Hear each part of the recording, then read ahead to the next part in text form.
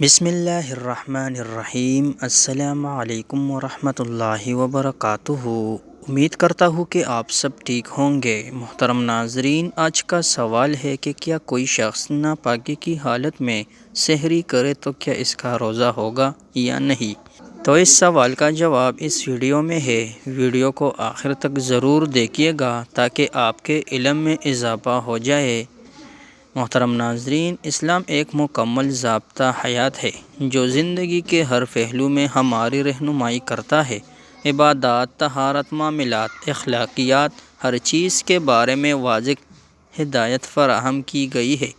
انہی عبادات میں روزہ ایک اہم فریضہ ہے جو نہ صرف روحانی پاکیزگی کا ذریعہ بنتا ہے بلکہ جسمانی اور ذہنی نظم و ضبط کو بھی پروان چڑھاتا ہے۔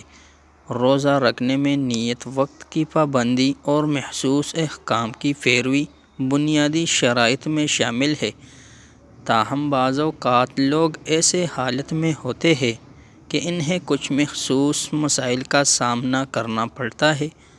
محترم ناظرین، جن میں سے ایک مسئلہ ناپاکی کی حالت میں سحری کرنا اور روزے کا حکم ہے۔ بہت سے لوگ اس بارے میں غلط فہمیاں رکھتے ہیں کہ اگر وہ غسل جنابت کیے بغیر سحری کر لے تو کیا ان کا روزہ ہوگا یا نہیں؟ محترم ناظرین، بعض لوگ یہ سمجھتے ہیں کہ ناپاکی کی حالت میں سحری کرنا روزے کو باطل کر دیتا ہے، جبکہ کچھ لوگ اس بارے میں بے یقینی کا شکار رہتے ہیں اور غلط فہمیوں کی وجہ سے روزے میں شک میں مبتلا ہو جاتے ہیں۔ اس مسئلے کا صحیح حل قرآن و حدیث کی روشنی میں سمجھانا ضروری ہے تاکہ کوئی بھی غیر یقینی صورتحال پیدا نہ ہو اور لوگ اپنے روزے کو مکمل اطمینان اور یقین کے ساتھ رکھ سکیں۔ محترم ناظرین، یہی وجہ ہے کہ آج ہم اس موضوع پر تفصیل سے گفتگو کریں گے کہ اگر کوئی شخص ناپاکی کی حالت میں سحری کر لے تو کیا اس کا روزہ ہو جائے گا یا نہیں؟ کیا اسلام میں جسمانی طہارت کے بغیر روزے کی نیت کرنا جائز ہے اور ایسے حالات میں شریعت کا کیا حکم ہے؟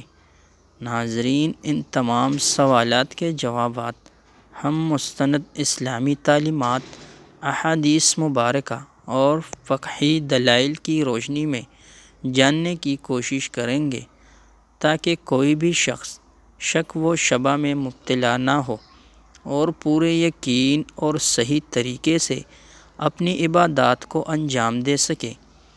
اللہ تعالی ہمیں صحیح علم حاصل کرنے اور اس پر عمل کرنے کی توفیق عطا فرمائے۔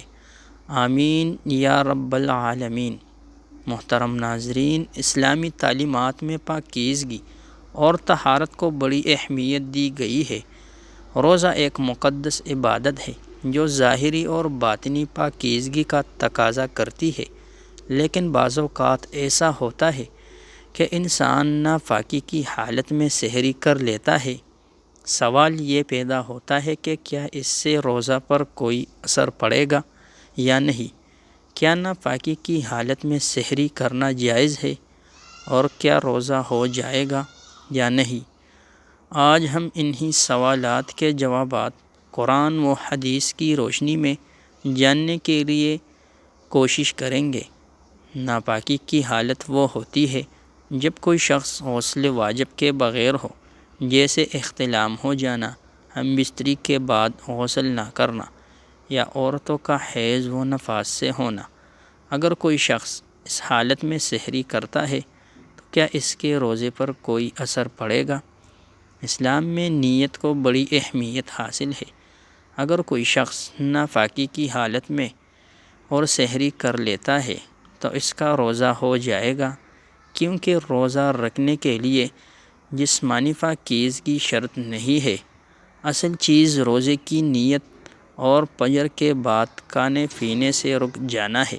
حضرت عائشہ اور حضرت ام سلمہ رضی اللہ تعالیٰ عنہ روایت کرتی ہے کہ نبی کریم صلی اللہ علیہ وآلہ وسلم کبھی اس حالت میں ہوتے کہ فجر ہو جاتی جبکہ آپ جنابت کی حالت میں ہوتے۔ پھر آپ غسل فرماتے اور روزہ رکھتے۔ اس حدیث سے ثابت ہوتا ہے کہ اگر کوئی شخص ناپاکی کی حالت میں سحری کرے اور فجر کے بعد غسل کر لے تو اس کا روزہ بالکل درست ہوگا۔ البتہ عورت اگر حیض یا نفاس کی حالت میں ہو تو اس پر روزہ رکھنا جائز نہیں، وہ پاک ہونے کے بعد روزے کی قضا کرے گی، چاہے وہ سحری بھی کر لے۔ محترم ناظرین، اگر کوئی شخص جنابت یعنی ناپاکی کی حالت میں سحری کرے اور فجر کے بعد غسل کرے تو اس کا روزہ ہو جائے گا، جبکہ شخص پر فرض ہے کہ وہ فجر سے پہلے غسل کرے تاکہ نماز ادا کر سکے، لیکن روزے پر اس تاخیر کا کوئی اثر نہیں پڑتا۔ حیض یا نفاس کی حالت میں عورت پر روزہ فرض نہیں، اور اگر وہ سحری کر بھی لے تو روزہ نہیں ہوگا، بلکہ بعد میں اس کی قضا لازم ہوگی۔ ناپاکی کی حالت میں قرآن مجید کو ہاتھ لگانا یا نماز پڑھنے کی بالکل بھی اجازت نہیں، اس لیے غسل جلد سے جلد کر لینا بہتر ہے۔ اگر کوئی شخص ناپاکی کی حالت میں سحری کر لے اور بعد میں غسل کر کے روزہ رکھے تو اس کا روزہ صحیح ہوگا۔ شریعت میں اس کی اجازت ہے اور حدیث سے بھی اس کا ثبوت ملتا ہے، تاکہ نماز کی ادائیگی کے لیے غسل جلد سے جلد کر لینا ضروری ہے۔ حیض و نفاس کی حالت میں خواتین کے لیے روزہ منع ہے اور ان پر قضا لازم ہوتی ہے۔ اللہ تعالی ہمیں دین کی صحیح سمجھ عطا فرمائے اور ہمیں روزے اور عبادت کی ادائیگی میں آسانی نصیب کرے، آمین ثم آمین۔ محترم ناظرین، اگر آپ کو کوئی سوال پوچھنا ہے تو کمنٹ میں ضرور لکھیں۔ شکریہ۔ السلام علیکم ورحمۃ اللہ وبرکاتہ۔